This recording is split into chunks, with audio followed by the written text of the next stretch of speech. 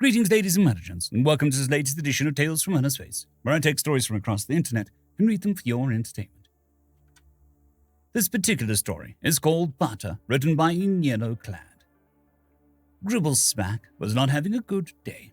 Not a good day at all. For one thing, he'd been mugged, and secondly, his priceless valuables, many of which had been given to him by his pod family, had been stolen by the very same mugger.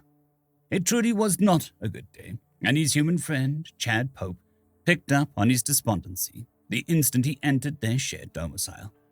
"Hey man, what's up? Looking a little bummed," the human said from his place upon their shared couch. Chad was surprisingly fit human, even though he was typically only fond of three places: the couch, his bed, and the bar. If he participated in gym culture, Gribblesback didn't know. Yet, even for his apparent lack of a job, he was always on time with rent and even pitched in for things they needed, like food. By Pop-Up Clip's hellish armpits, he even helped clean, so his lack of variation when it came to his routine did not weigh too heavily on Gribblesback. He also threw killer parties. Humans are some wild people. "I got mugged, and my valuables taken," Gribblesback said, slumping down onto the couch beside his friend and roommate. Immediately, Chad put down the game controller he'd been holding, having paused his session of Skyrim 100th Anniversary Edition. "Shit, man. I'm sorry. Wait. Which valuables? Wallet and comms, or your valuables?" he asked, knowing full well the difference between them. "The latter." A deep sigh escaped Gribblesback, and Chad made a sound that the alien had only ever heard him make when he was annoyed by something. "Did you tell the cops?" "No. I didn't want to burden them any further. They already have so much to handle." This earned another tch from Chad, who shook his head and adjusted his bathrobe a bit, which was another constant in the human's routine, as he was hardly ever seen without it. "Well, that's bull. Should have at least let them know. Maybe they could have helped.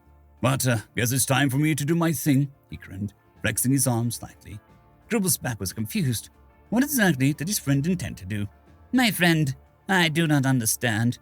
Are we going to the police?" Gribblesback asked while Chad slipped his feet into a pair of comfortable slip-on shoes called flip-flops.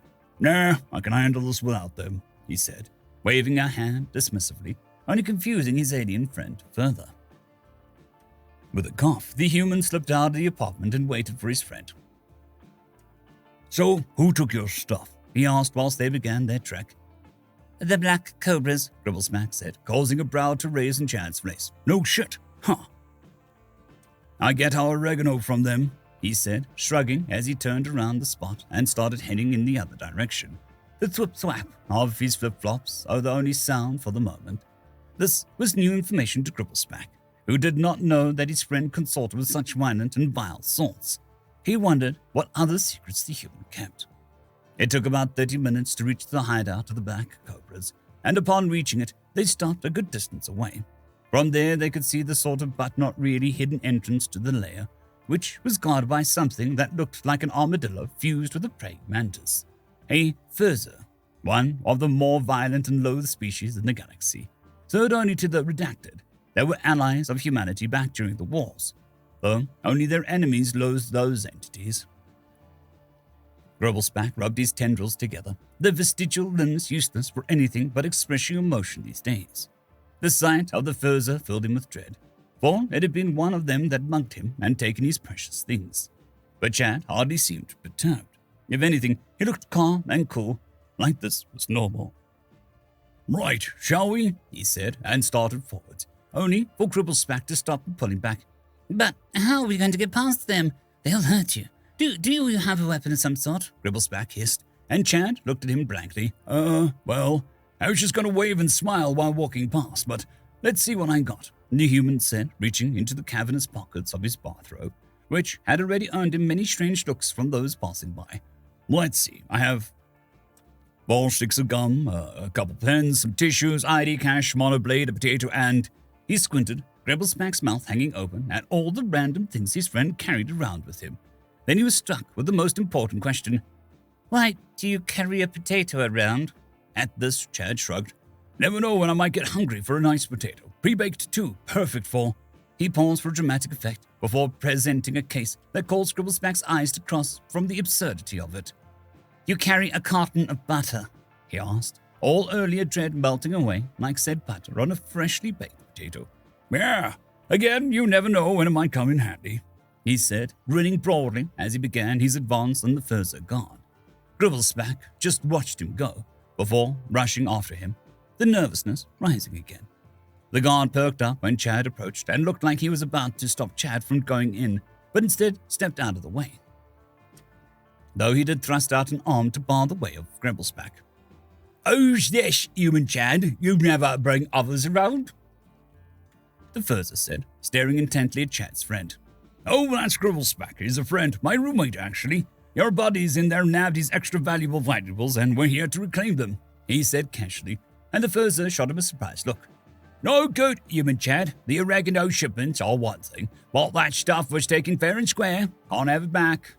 The guard looked a whole lot meaner now, and Chad just shrugged, before opening a carton of butter and holding a stick of Mrs. Clifton's finest salted butter, humanity's #1 choice for butter products in the galaxy. The effect was immediate. The guard's bug-like eyes focused on the stick of butter, which was kept factory fresh by the carton's patented always fresh system.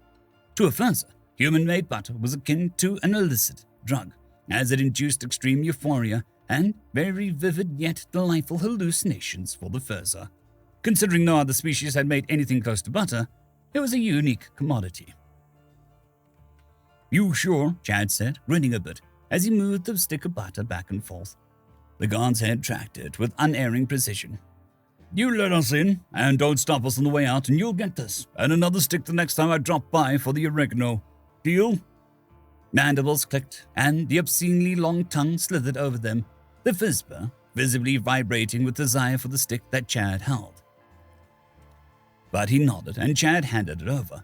Almost immediately, chitin-covered fingers peeled the wrapping away, and obnoxious slurping plus moaning ensued. Chad grimaced slightly, glanced at Gribblesback with a shrug, and then stepped inside, with his friend in tow. Immediately, they were assaulted with loud music. Human electronica was another favorite of the galaxy, and a dimly lit room full of yet more Furzer. "Human Chad, my friend," bellowed a very large Furzer, the head of the Black Cobra. "What brings you here? It is not time for another shipment already, is it?" "Nah, I'm here for something else, actually. My roommate here got mugged by some of your boys, and his pod family's valuables got taken. We were hoping to take them back if it wouldn't be too much trouble," Chad said, all while dropping down onto the free chair at the same table as the leader. Nobody stood to challenge him. Clearly, this was normal. They didn't even balk when he put his feet up and leaned the chair back dangerously. The leader just stared down at him for a moment before sighing. "Alas, I cannot. You know our ways. Once it is taken, it is ours. We cannot simply give it back without getting something of equal or greater value in return," the leader said, and once more, Gribblesback's vestigial tentacles started to fidget. "Whoa! You give it back and I give you the rest of this," Chad said, producing a carton once more, this time holding it up for all to see. Immediately, much as had happened outside, the first occupants focused intently on the butter being presented to them. The music stopped, and the deathly silence fell upon the room. "Why, yes, we would, sweet, precious butter," the leader said, him and his cronies leaning forward, drawing closer and closer to the carton before Chad pulled it back and held it against his chest. "Awesome. Could somebody pack it up for us, pretty please?" Chad asked, and the leader immediately smacked another Furzer on the back of the head and clicked rapidly at him.